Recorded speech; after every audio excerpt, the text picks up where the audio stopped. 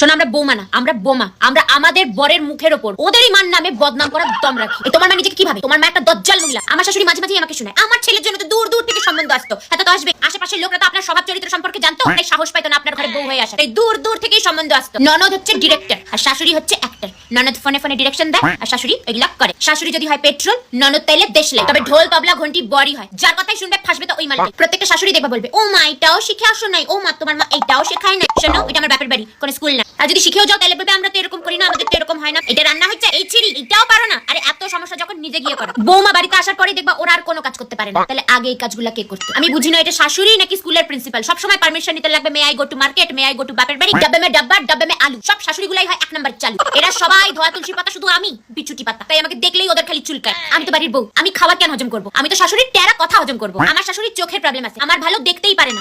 কানেও problem, আমার প্রশংসা শুনতেই পারে না। পেটেরও প্রবলেম আছে, আমার খুশি হজমই করতে পারে না। বিয়ের আগে মনে হয় শাশুড়ি কি ভালো, ওই যে বললাম মনে হয়। তুমি